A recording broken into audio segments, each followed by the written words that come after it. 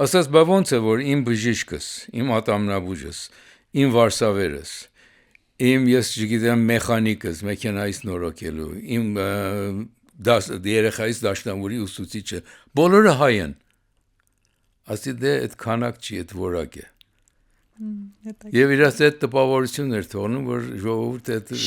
այդքան մեծ թվով են, որտեղ կարևոր գործերը հայերի ձեռքին էր։ Բայց դե պարսիկները ընդունակ ժողովուրդ են, արագ սովորեցին եւ հիմա բավական առաջադեմ պարսիկներ ունենք։ Պարսիկ ընկերներից ես ունեմ, որ դեռևս պահում եմ իմ կապս իրենց հետ, շատ զարգացած եւ կրթված մարդիկ են։ Պարսկաստանում իմ մասնագետ կրթված Ամերիկա, Եվրոպա կրթված պարսիկ գործընկերները կարծում էր, որ հայերը գոնե ժողովրդի 10%-ն են կազմում։ Մինչդեռ ժողովրդի 1/4%-ն էլ չկային հայերը։ Մեկ անգամ երբ որ ինժեներ էինք վարձում, պարսիկ ընկերներից մեկն ասավ, դե գնաս հայ կվարձես դու, վստահ եմ։ Ասի ես չէ, հայ չեմ վարձի, ես այս դիմումները կտամ, թե դու ջոկիր դրանց որ վարձես։ Երբ որ մյուս շաբաթ դիմումների վրայից ջոկերը ում դիմենք որ գան հարցազրույցի վարձելու համար, տեսա կեսից հավերը հայ ինժեներներ են։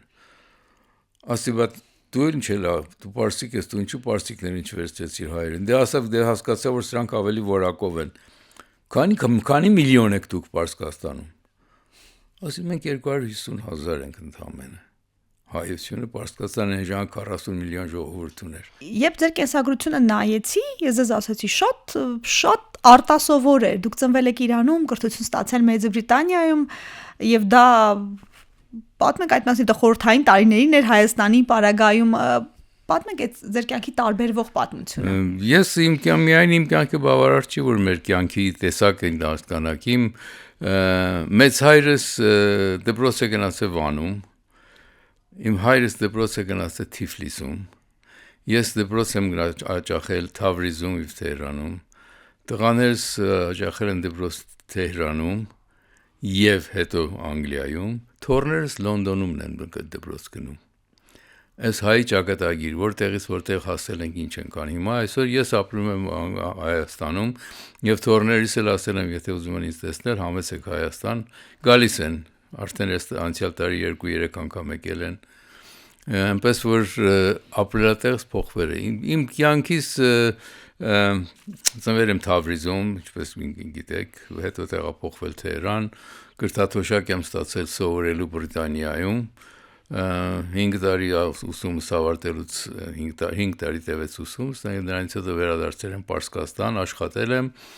աշխատել եմ եվրոպական ընկերությունների հետ, նրանց հետ համատեղ Պարսկաստանում ծրագրեր ենք իրականացնում, նավթարդյունաբերության ոլորտում, եւ հետո երբ որ Պարսկաստան հեղափոխությունը եղավ իսլամականը, 1 տարի հետո ինձ հրավիրեցին Անգլիա ժամանակավորապես աշխատելու։ Այդ ժամանակավորապես աշխատանքի ընթացքում Իրան-Իրաք պատերազմը սկսվեց, տղաներս արդեն մեծը 13-14 տարեկանի մոտ էր, մտածեցի, եթե գնամ վերադառնամ Թեհրան, զինվորության բանով իրավունք չպիտի տան երկրից դուրս գա, ասենք մի քիչ սպասենք այդ խաղաղություն լինի, հետո վերադառնանք, եւ այդ տևեց 30 տարի։ Դրանից հետո ճիշտն ասած ես առաջի անգամ Հայաստան եմ եկել 1980 թվականին, երբ որ Պարսկաստանում այդ փլզվեց համակարգը եւ մենք արգելք չկար, որ մենք գայինք Հայաստանը տեսնեինք, որտեղ չէինք տեսել, իրավունք չունեինք մտնենք խորհրդային միություն։ Եվ երկար ճանապարհով Թեհրանից Փարիզ, Փարիզից Մոսկվա, Մոսկվայից Երևան, այդ ճանապարհով մենք խումբ հավաքվեցինք եւ եկանք այստեղ ընկերներով։ Առաջին իմ տպավորություններս Հայաստանից 1980 թվականին էր։ Այդ կոմունիստ կարգերին, որը ժողովուրդը ինձ շատ հոգեհարազատ էր, բայց կարգերը շատ անսովոր էին։ Շատ դժվար ստուգումներ անցակ, նախա, հետո դժվար էր։ Դժվարություններ ունեցանք այստեղ Հայաստանում, երբ որ մենք մարզական միության անդամներ էինք մեծ մասս Պարսկաստանի, որը վերահսկում էր դաշնակցությունը այդ ժամանակ։ Ես ինքս կուսակցությունների հետ ոչ մի գործ չեմ ունեցել, բայց այդ կազմակերպությունը նրանց վերահսկողության տակ էր։ Եկանք մայիս 1-ին եւ ապրիլ 24-ին Հայաստան էինք այդ տարին, 1980 թվականին։ ապրիլ 24-ին մենք ուրեմն մեր ծաղկեպսակը տարեցինք Եղեռնի հուշարձանին, տակն էլ մեր կազմակերպությամբ փոքր գրքույկը դրեցինք, որ Պարսկաստանում աշխատում է մշակութային, մարզամշակութային այս կազմակերպությունը։ Հետո մեր ղեկավարներին, որոնց մեջ էլ ես հրավիրվեցինք KGB խիստ նախատանքի, որ դուք իրավունք ունեք քաղաքական գործունեությամբ զբաղվելու, այդ բրոշուրը, որ դրել եք, դրա մեջ քաղաքական խնդիրներ էր առաջացնում, եւ եթե կրկնեք այդ գործը, ձեր այցը շուտ կվերջանա։ Էլ չասենք, հետո կարգել են երկիր մուտքը։ Այո, հետո երկրից դուրս կանենք ձեզ։ Երբ որ գրասենյակից շատ ջղային դուրս եկանք, մեր ղեկավարին կանչեցին ներս։ Գնաց ներս ու մի քանի րոպե հետո շատ ուրախ դեմքով դուրս եկավ։ Ասի ինչ եղավ։ Դու գնացիր այս ջղային այս միջակայքում, ինչ ես ուրախացել, ինչու ես ուրախացել։ Վերբով կայնա։ Ասաց դե երբ որ գնացի, ինձ ասացին, որ մենք խոսեցինք, դա մեր պաշտոնական տեսակետն էր, բայց մեր տեսակետից գնացեք ինչ ուզում եք արեք։ Դա խորհրդային միություն էր։ Հրաշալի։ Եվ այդտեղից անդրադարձակ, որ ժողովուրդը մեր ժողովուրդն է, մենք ենք այդ ժողովուրդը։ Հետո 83 թվականին արդեն Լոնդոն էի բնակվում, հրավիրվեցի այնտեղ աշխատանքի, քանի որ Պարսկաստանում աշխատանք չունեինք, ինժեներական կազմակերպություն, ինձ կանչեցին, որ օգտվեմ, իմ գիտությունից օգտվեմ եւ որոշ ծրագրեր հանձնեցին, որ ես ղեկավար եմ այդտեղ։ Այդ ընթացքում ես որոշեցի, որ տղաներիս կնոջսել միասին պետք է գանք Հայաստան։ Ես Հայաստան շատ մեծ թվով ազգականներ ունեմ, հորս կողմից, մորս կողմից։ Հորաքույր ունեի, որ երբ որ մերոնք 30, տեսեք, մերոնք 15 թվականին բանից եկել են Երևան, Երևանից Թիֆլիս, ծնողներս Թիֆլիս են դպրոց հաճախել եւ մեկ մասը Հայաստան, երբ որ Ստալինը հայտարարեց, որ Հայաստանում բնակվողները բոլորը, եթե ցանկանում են բնակվել Հայաստան, պետք է խորհրդային քաղաքացի դառնան։ Դե մերոնք չունեին ոչ մի քաղաքացիություն, որոշեցին գնալ Պարսկաստան, չմնալ խորհրդային միությունում։ 32 թվականին Թիֆլիսից դուրս եկան Թավրիզ եկան։ Բայց հետաքրքիր որ ազատ էր այն ժամանակ, փաստորեն խորհրդային միությունից իրան կարողացել են գնալ։ Կարողացին դուրս գան, քանի որ դրամով պարսկական պասպորտներ էին գնել։ Իսկ ընտանիքից մորս ընտանիքի մասը որոշեց, որ գնալ Ֆրանսիա։ Երևակայք 32 թվականին գնացքով Երևանից հասել են Փարիզ։ Ոչ թե 1 հոգի, 2 հոգի, 24 հոգյանոց գերդաստան։ Պապիկ, տատիկ, թոռնիկ, ամեն ինչով միասին վերգարտել։ Մեծ հայրս 4 եղբայր էին, 4 եղբայր, 1 քույր։ Բոլոր իրենց ընտանիքներով գնացել են Փարիզ։ Մեծ հայրս 1 տարի Փարիզ ապրելուց հետո որոշել է, որ դերի տեղը չի, եւ մեզ ասում էր, որ ես հայտարարեցի եղբայրներս, ես կուզում եմ գնամ հետամնաց երկրում մարդավարի ապրեմ, քան առաջադեմ երկրում որպես բանվոր ապրեմ։ Եվ Փարիզից եկել է Թավրիզ, Պարսկաստան։ Շատ հետաքրքիր։ Եվ ես մի հետաքրքիր բան էլ ասեմ, որ իր որոշումը ինձ թվաց, որ ճիշտ որոշում է եղել ժամանակին, որտեվ ես երբ կրթաթոշակ ստացա Անգլիա ուսանելու 1958 թվականին, գնացի Անգլիա եւ այնտեղից մայրս ասում էր 4 տարի Փարիզ է ապրել, ազգականներ ուներ, ասաց հատ այնտեղից գնա ազգականներին տես մեր, անունները լսել էի, բայց ոչ մեկին չէի հանդիպել, գնացի Ֆրանսիա, Փարիզ գնացի, հանդիպեցի մեր քանի ազգականների, բազմաթիվ ազգականներից մի քանի շատերին, եւ անդրադարձա, որ նրանց երիտասարդ սերունդը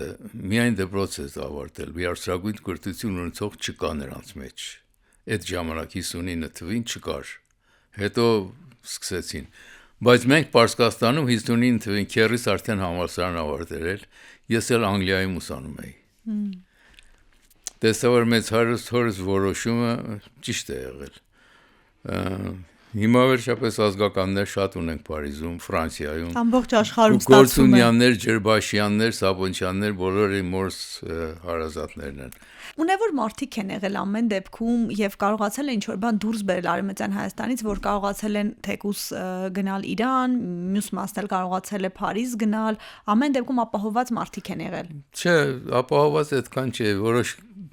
քանակով ոսկե դրամներ ունեցել են մերոնք, որ մեկ-երկու տարի կարողացել են դրանցով դիմանալ, բայց մեծ հայրս արծաթագործ էր, փորագրիչ էր, եւ բացվել Թավրիզում Վան ոսկերչանություն անունով մի հատ ընկերներով մի հատ ոսկերչանոց էին բացել, որ արծաթեր իրեր էին պատրաստում, մասնագետ ինքը հետո մի հատ փոքր գործարան տնեց, որ գործարանում մետաղյա առօրյա գործածվող իրեր էին գործում, բնակ, բաժակ եւ այլն մետաղից պատրաստված։ Հայրս համալսարան էր գնացել Թիֆլիսում, բայց չէին թողել որ ավարտի բերել էին դրան։ Հայրս բացեց Թավրիզում Ատրպատականի առաջին ռադիոյի խանութը, էլեկտրոնիկ խանութը, եւ այդ խանութը բացվել է 1939 թվականին եւ մինչեւ այսօր իր անունով այդ խանութը կա։ Դա շատ ձեռքից ձեռքի անցել, նույնիսկ Թուրքիա գնել է տեղի խանութը մեկ անգամ, բայց անունը չի փոխել։ Ինչպես է կոչվում։ Ռադիո Արամ։ Որս անունը Արամ էր, ինքը ռադիո Արամը դրա խանութի։ Հետաքրքիր որ ժառանգներինը չի եւ արդյոք մտադրություն կա դա այդ ձեռք բերել։ Չէ, ես գնացել եմ տեսել եմ այդ խանութը սրանից մի 10-12 տարի առաջ։ Ռադիոյի մասեր էր վաճառում, ոչ թե ռադիոյի նորոգում։ Մերոնք հայրս մորոգում էր։ Ժամանակին, որ պատերազմի ժամանակ էր, որ նյութեր որ կային գոյություն չունեին, ինքը մի ձևով ստեղծում, հայթայթում եւ պատրաստում էր այդ բաները եւ տեղադրում իր նորոգած ռադիոների մեջ։ Հետաքրքիր գործեր էր անում։ Ես էլ միշտ նստած իրան նայում էի, տեսնի ինչով է զբաղվում։ Դե ձեր մասնագիտությունն էլ։ Ինձ օգնել է, որ ես ինժեներ դառնամ։ Մի գլոբալ հարց, դուք արևմուտքի, արևելքի այդ լինելով այստեղ, այնտեղ այնուամենայնիվ հաստատվել եք Հայաստանում եւ ընդհանրապես ձեզ եւ հայ մարդուն որ արժե համակարգն է ավելի հարազատս ձեզ։ Ճիշտ ասած, Պարսկաստանը ես չնայած այնտեղ եմ ծնվել, ժողովուրդը, պարսիկ ժողովուրդը լավ ժողովուրդ է, հյուրընկալ ժողովուրդ է եւ երկիրը շատ ճկնաղ երկիր է։ Ես հիշում եմ ափսոսանքով, որ Պարսկաստանը լրիվ չեմ պատտել, որ ամեն ինչը տեսնեմ, գործի բերումը որոշ տեղեր գնացել եմ, մինչև հարավը գնացել եմ ծայրամասերը, բայց ոչ բոլոր տեղերը, բոլոր տեսարժան վայրերը։ Շատ հոգեհարազատ են մեզ, բայց քոնը չէ։ Երբ որ այնտեղ կանգնած ես, գիտես, որ դու եթե պետական պաշտոնյա ունենաս, մաքսիմումը կարող ես նախարարի օգնական դառնալ, դրանից բարձր իրավունք չունես բարձրանում, քանի որ քրիստոնյա ես։ Դա արդեն մի բան է տալիս քեզ, որ զարմանք, որ մի քիչ ավելի զգուշեր են մոտենաս խնդիրներին,